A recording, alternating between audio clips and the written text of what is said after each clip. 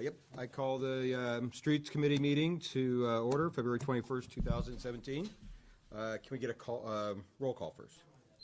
Oh, I'm sorry, you did it differently this time. Pledge allegiance first. I pledge allegiance to the flag of the United States of America and to the republic which stands one nation, under God, indivisible, with liberty and justice for all.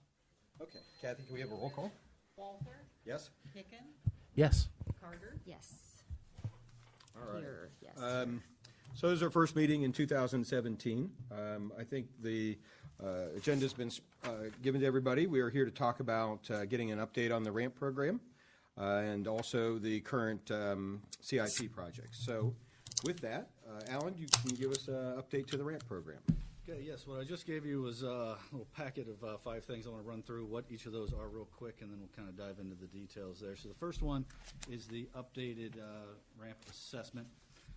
Behind that, we've got a cost estimate, and then a map of the paving areas, some exhibits for each area, and then finally, my notes that I gave to Jobs, which are pretty close to what we're planning to do per street. Okay. So looking at the assessment page, what I've done here, updated this in 2 colors that matter here now, the blue and the green. The blue highlights are the streets that I'm proposing that we do this year, and the green were originally proposed for this year, but we've made some changes. So going street by street, and you can look at these in the either on the map or the exhibits attached. Applewood, we were originally going to try and spot surface and microsurface that, spot surface repair and microsurface.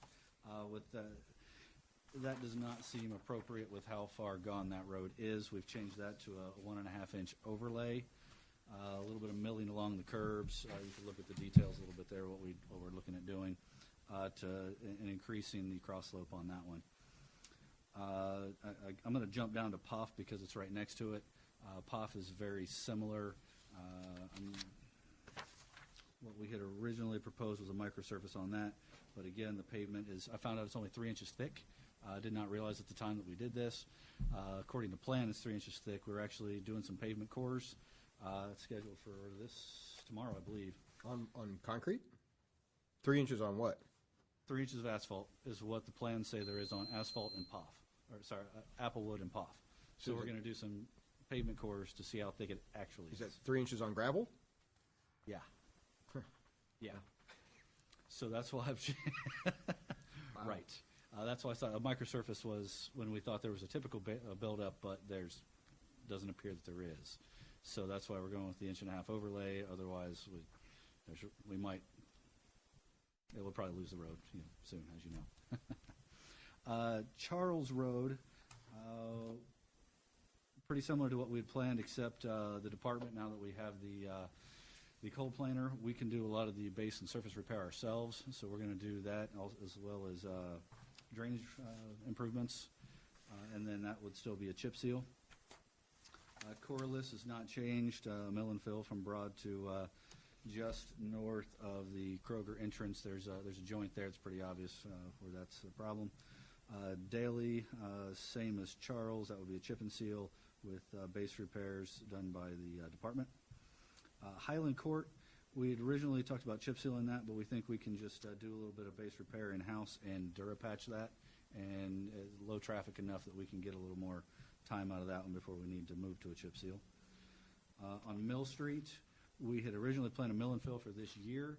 However, speaking with Mr. Coy, they need to do some tap transfers on the line that's out there.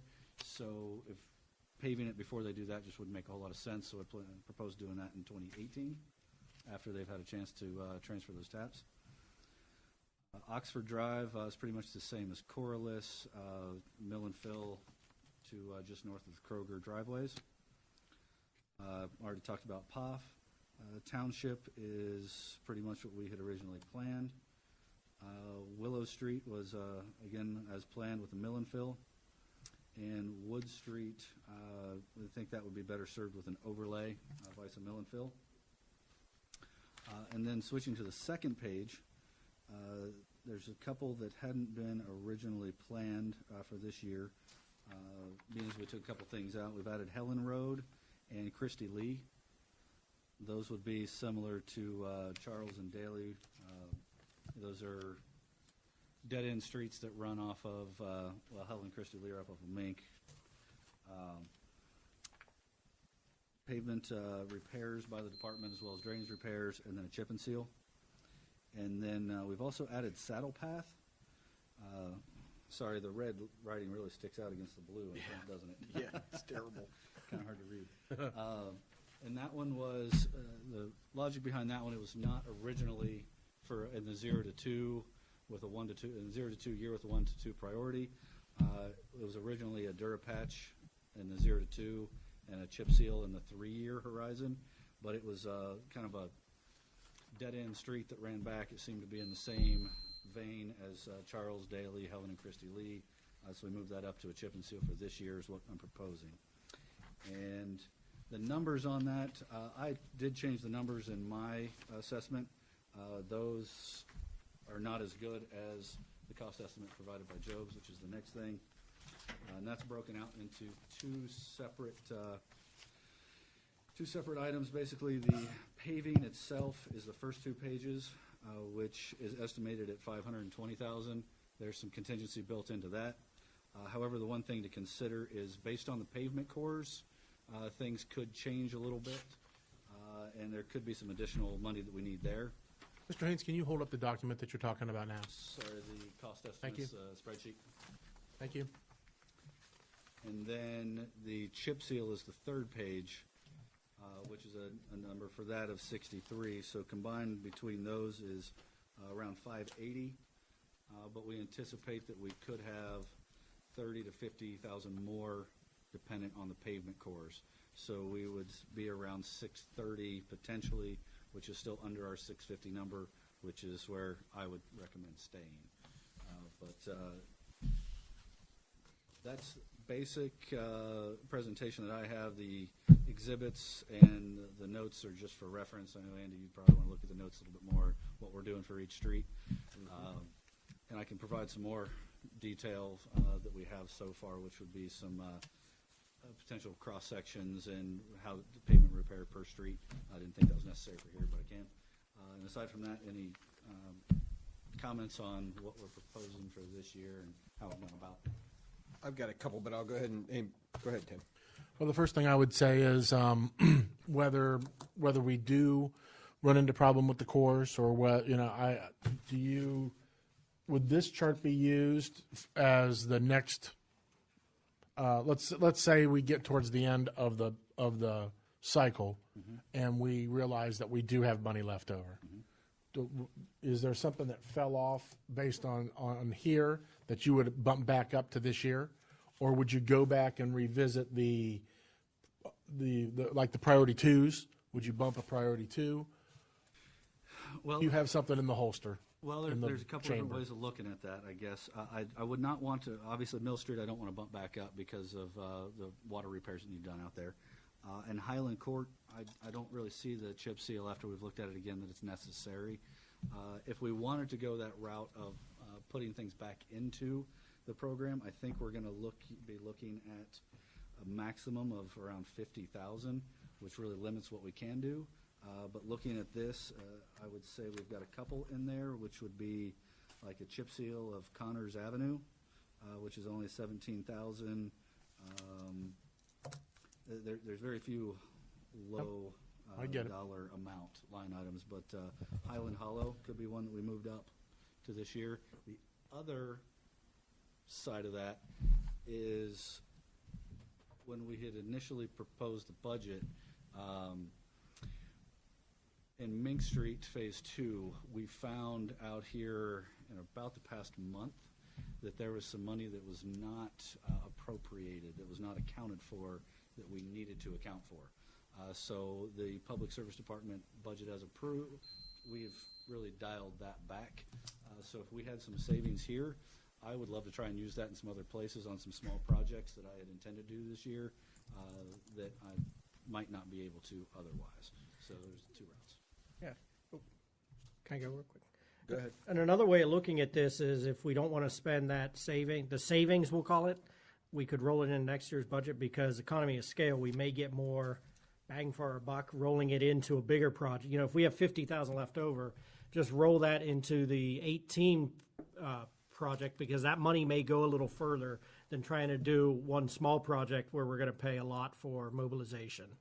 I think that's certainly a way to look at utilizing the money so the money would go a little further with paving. Thank you. One other thing I forgot to mention, in the third page of the cost estimate, the Foundation Park Drive is included in there for a chip seal with the department doing some drainage and surface repairs ahead of that this year. Yeah, that was one of my questions. What line, you don't have it broken out as a street. I did not include it in the ramp, but it is in the ramp assessment document, but it is included in our cost estimate, and we will include it. Meaning it's in the Job's cost estimate? Correct. Okay, On but the it's third not, page. it's not broken out in here. Correct. Okay, that's why your numbers don't match up exactly. Well, and my numbers and their numbers in general won't match up. They're not, yeah, there's some things missed, there's some items different. Right. Okay. Right. I have a couple quick questions. The engineering for Oak Meadow, I know we have a number that you've received from Jobs Henderson. You've got 3 options still on here, and I know that in your explanation for tonight, you're talking about an engineering to be completed this year. Which of those options, is that engineering covering any of the options? I can't, so one option is a very basic option, second option is a widening with some ditch work, third option is the Cadillac, right? That's how we had it. Right. essentially. So the engineering is, are we looking at option 2 for the engineering to cover? And I didn't update that at all based Okay. off. I was just looking at the streets we're trying to Okay. do as part of the ramp. Okay. I think what we landed on was around, and what we at least potentially put in the budget for next year was around 500,000. So it was the basically widening, doing some ditch improvements, and striping out a bike lane. So it was around the 450 to 500,000. Is that something we're gonna talk about maybe at the next streets committee, so we can make sure we're all on the same page for what Oak Meadow's gonna be? Yeah, and that's based on what the street committee discussed, and we landed on option 2. So if you look at the budget that was approved, it reflects that option 2, the 50,000 and the 450 in 18 for construction. I just want, if we go update your ramp then, to show that that's what we've done, that's all. Another quick question, your in-house work doesn't necessarily reflect in all of your line items over to 2017. For instance, I'm just gonna use number 2, Charles. You've got $25,000 worth of work, but $20,000 in the budget. How are you reflecting the in-house work in the overall budget? I wanted to show the outside scope and the 2017 dollars match, so when I added up the 2017 column, it was for outside scope, so that it's not to be confused with ramp dollars. So For instance, the 2017 line doesn't reflect the added value of both. It's only the outside scope value. okay, and then so how are we dealing with the budget item, for instance, the materials you need for in-house work? How is that, I would assume that would have been paid out of the ramp money. How is it, I'm just doing a quick calculation here. It looks like it's about $40,000 of inside work that you're gonna be doing. How's that gonna be budgeted? Not as part of the ramp, basically as part of what we typically do in any given year. We'll do street repairs, well, now even more so. We'll do drainage repairs. We've already done Durapatching. Most of those are Durapatching, crack sealing, and that nature of stuff that we do in-house already, and that's never been part of the ramp, so I did not. How's make that it part of the ramp. It's in the street fund. It's in the street fund? Yeah, there's money budgeted each year in the street fund, if you look at it and I forget the names of the lines, but there's asphalt repair, drainage improvements. Those are like the maintenance dollars that we have budgeted each year, and not in the capital fund, but in the street fund, for us to do road repairs and various drainage stuff. Well, just to qualify, just under the Helen Road and the Christie Lee, you do pull the in-house over into the ramp monies. It doesn't actually add up, but whatever the case is, that's what's confusing me. The same as with Saddle Path. You've got 11,000 in the ramp, and you've got 10,000 in-house and 0 outside. I just want to make sure we've got a good document to work off of, Alan. That's all. Well, and like I said, the numbers that I have in here were for planning purposes, very high level. This is what we should be paying attention to? Yeah, this is what we should be going off of. Okay, and this is a culmination of all of these projects, so, Everything in blue, yes, okay, gotcha. Including Foundation Park Drive as well. correct. And then, And it looks like on Helen and Christie, I just forgot to put that in that outside scope column there. okay, yeah, just for your, you're keeping this, right? I mean, this is for your edification, so. Schedule. Can you give us an update on schedule for bidding out the ramp? We are shooting for, well, ideal would be beginning of March, but reality is probably beginning of April. So we've got a March 15th is our target date. And you think you'll have your cores done by that point? The scores are getting done tomorrow, so we should have all the information. I think we should, if the committee is good with the general idea of what we're doing here, I think we can have a lot of the documents put together and have this cost estimate nailed down by the next council meeting at least. Okay, well, I'm not going to speak for the committee, but for me, I think this is thought out and is ready for somebody to put together for bid. So that's just my opinion. Should we go ahead and, I guess, take temperature of the committee? Do you guys want to, is this something we want to take forward to council for a recommendation? My question would be, if you're going to have the cost estimates at the next, did you say at the next meeting? I could have it by the next council meeting, I believe. If this is what we want to do, obviously that's a moving target if we're changing the scope of the work. So are we talking about just a recommendation from this committee, Mr. Walther, about to recommending to accept the draft ramp assessment? I think that's exactly what we're recommending. I'm okay with that. That you can move ahead with your. Yeah, that would with be your helpful for moving this forward and meeting those deadlines.